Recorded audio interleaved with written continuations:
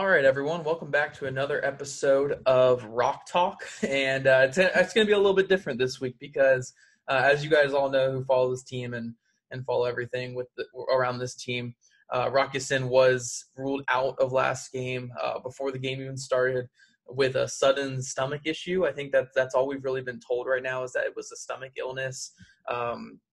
We still haven't really been updated on that, but I think that's because of a lot of HIPAA laws and stuff like that. They can't really tell us exactly what it is. So Rock Ya-Sin was out for this last game against the Vikings and looks to be like he's going to be out for this Jets game as well.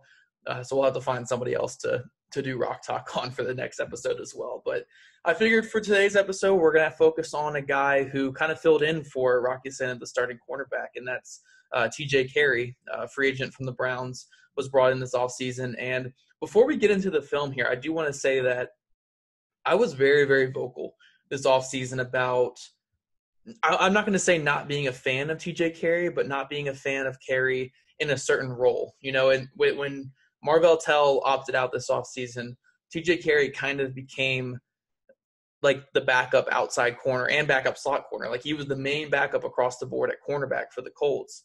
And personally, I was very, very worried about that. You know, he gave up a lot of completions last year when he played for the Browns, whenever he lined up on the outside. And then when they moved him more into the slot later in the season, he started playing a lot better. But I was very concerned about his ability to play on the outside. And I think a lot of the film last year, and even if Carrie continues this play that he had this past weekend throughout the whole season, I'm still going to stand by what I saw last year with the Browns. You know, I saw a guy who, even though he's a veteran, he does a lot of veteran things really well. I just didn't see the explosiveness coming downhill on the outside. I didn't see his ability to really compete at the catch point. And those things definitely scared me. And I thought he got a little grabby at times too. So those things all kind of scared me about him playing on the outside. But, you know, with Rock Ya-Sin being declared out right before this game, he was the next man up, and he played pretty well. You know, I think he was targeted 3 times, gave one catch. He was penalized twice, which we're going to talk about both the penalties here. But for the most part, he had a pretty good game. You know, I was very impressed with him. He actually had an interception as well, but that was more so on a Hail Mary, so we're not going to break down, you know, a Hail Mary play or anything like that. But yeah, again, very impressed with T.J. Carrie. So we're going to go through with some of his clips here. I think I have about 4 or 5 clips in here. Again, it wasn't targeted too many times, but he did make a couple nice plays. So here we're going to start on the bottom. He's going to be matched up with Adam Thielen right here, or Thielen. I think it's Thielen. I really hope it's Thielen. You guys are watching this and laughing about how I mispronounced his name. I don't cover the Vikings, so I'm not too sure, but I think it's Adam Thielen here. But he's going to be at the bottom of the screen, and this is a tough matchup for anyone. You know, if this could be the best corner in the league, this could be the worst corner in the league. You know, this is going to be a very tough matchup because Thielen is one of the best in the league, not only at, you know, making all great plays and getting all these receptions and stuff, but he's one of the best route runners in the game. You know, I think you could ask anyone who covers the NFL for a living, who watches every single team, and he'd probably be on every single top 10 list when it comes to route running. So being by yourself in press man coverage, I mean, he's got the overhang safety right here, the overtop safety, but he's in press man coverage against one of the best receivers in football. So this is a tough task right here. And I want to say that I really, really love how he plays this route here. So even starting from the beginning, remember last week when we talked on the first episode of Rock Talk, how Rock Ya-Sin got beat when he was in press because he opened his hips up inside and he allowed the receiver to kind of get inside on him. I think T.J. Carrie does a great job of kind of doing the opposite there. He does kind of pinch him towards the sideline, and he's not really afraid of Thielen's speed, which, again, he's not really a speed demon, but you still have to respect a player like Thielen because he can get on your toes quickly and he can get deep because he's such a great route runner. But I really, really like how Carrie plays this. You know, he's very confident in his first step, and he's going to direct him towards the sideline instead of where Ya-Sin kind of opened the gate a little bit when we saw last week when we were talking about Rock Ya-Sin. Here, T.J. Carrie stays on the inside shoulder, gets pressed, gets his hand on the inside, and disrupts the route from the beginning, and then he stays on that back shoulder. He stays on that back shoulder, so when Thielen does break down and starts to come back for the ball, I think this is an out route, he's able to break down his own hips, and he's able to kind of move with that route. You know, he's you know, the way that I can kind of talk about best is, you know, when we looked at Rock Ya-Sin's clip from last week Rocky Sin looked like he was playing a little bit not to get beat over the top. He was playing kind of a little scared, which obviously it's a different matchup. That was T.J Carrie he was going against. This is Adam Thielen. He's a little bit slower. But T.J Carrie, I really like how he plays this because he stays on the inside shoulder, stays on the inside hip. Knows he's got the safety over top, even though that's a long way for the safety to go. So he's not too scared of getting beat over top. He's playing the short route. He's playing kind of the sticks a little bit. And when Thielen is able to break down right here, he's able to move with him and come back to the ball and make a really nice play and get the pass breakup. So that's just excellent press technique from Carrie. And honestly, when I watched his film last year, I didn't see a ton of that. I didn't see a lot of great press work from him. So just very, very, very good right there from him in that first clip. But into the second one, again, it's press technique, single high safety. We actually saw a lot of this from the Colts on Sunday, which I know, a lot of people complain about that cover two that the Colts run and that soft zone, but we didn't see much zone this past weekend. We saw a good bit of man, and it was not a lot of cover two. It was a lot of cover three looks like that with Corey Willis kind of down the box, either over the tight end or kind of in that robber role. So here we got the cover one. We got T.J Carrie at the top of the screen again against Thielen yet again. And this is just going to be a comeback route. And I actually think Carrie plays this route really well. It's just towards the end at the crest of the route, the very top of the route is where he gets in trouble. So I think at the beginning, he does a good job of getting his hands on. He does kind of lose his balance a little bit. Thielen gets a really good swat on his hands there. But he does stick with the route a good bit. Right here is where I think it was an illegal contact call. So this is where he kind of got in trouble right there. But he did kind of stick on the route a little bit. It's just when he stumbled off the line, he kind of panicked, and that's when he got that legal contact call. So when he stumbled right there, that's when he got that legal contact. But for the most part, he does stick on this route really well. And I do like that he does pinch him towards the sideline. If you actually see where Thielen starts, he starts just outside the numbers. And by the end, he's right over here, almost out of bounds. So I think he does a good job pinching him. Just got to be, clean up that contact at the crest of the route there. But overall, again, I think that was a fine mistake to make. I mean, mistakes happen when you go against a really good receiver like Adam Thielen. So I don't really mind him making that mistake. I do think he was right there in coverage. He didn't get beat over top. He did pinch him to the outside. It's just obviously he's got to clean up that contact halfway through the route. But down here again, I don't think this is Thielen down here. I think this is against BC Johnson or someone like that down here. But again, it's just gonna be another press look. I mean, it's a lot of press, single high.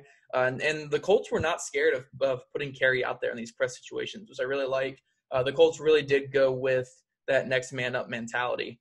And their game plan for this game was to do a lot of single high press man and just kind of man across the board for a lot of the game, and making the Vikings have to beat them with the passing game, with their receivers running great routes, which obviously outside of Adam Thielen, the Vikings receivers just weren't able to do that. So even though Rocky Sin was ruled out before the game, they trusted Carrie enough in these situations to play good coverage. And right here, we're going to see it again. Just press man. Does a good job of being patient, playing outside hip right there.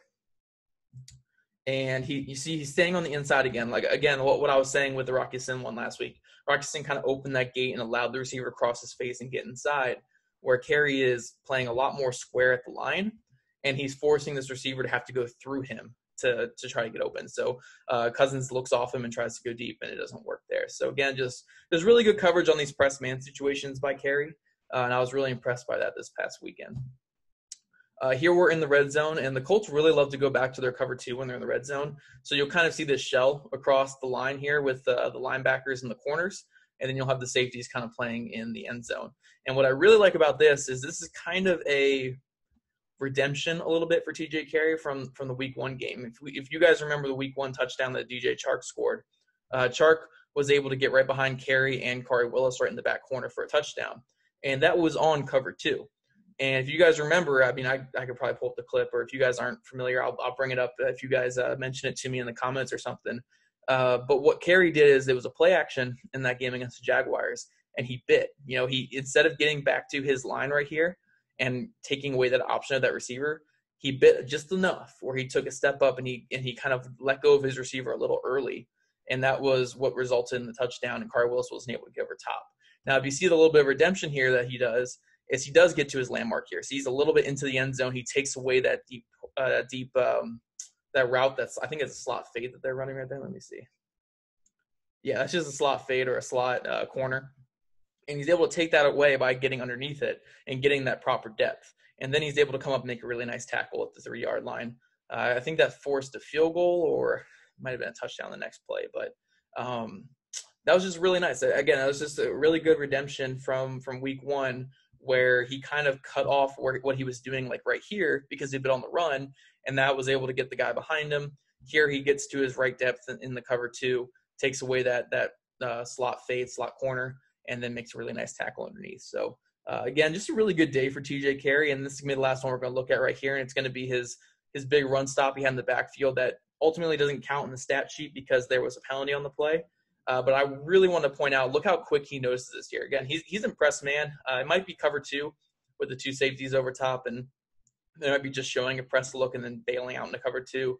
But look how quickly he notices this is a run and how fast he commits to the run.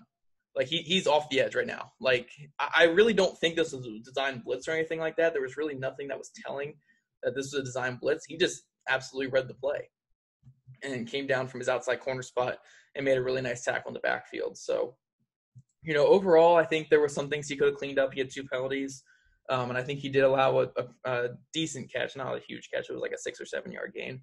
So he did allow a catch in this one.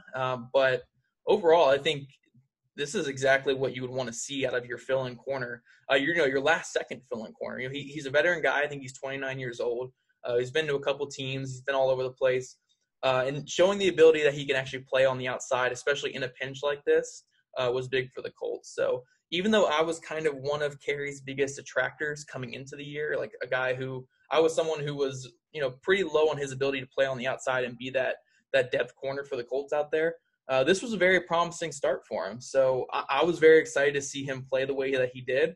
I'll gladly eat a crow if he plays this well all season, especially if Rocky Sin's out for a couple more weeks. But just a really good start for him in place of Rocky Sin, and hopefully we can see a lot more going forward at him. But I appreciate you guys checking out this video here. This was episode 2 of Rock Talk or Carry Talk, or whatever we're going to call it this week. But with Rocky Sin likely out against the Jets, we might do – see, I don't know if I want to say which player I want to do, because I was told last week that whenever I mention a player for one of these things, they get hurt or something, because I mentioned Paris Campbell potentially for an offensive one before the last game, and we all know what happened there. So I will say that, any of the guys in the secondary, from Carey to Rhodes to Blackman, Corey Willis, whoever you guys want to see this next game on, if Rocky Sin is out, let me know, and I will,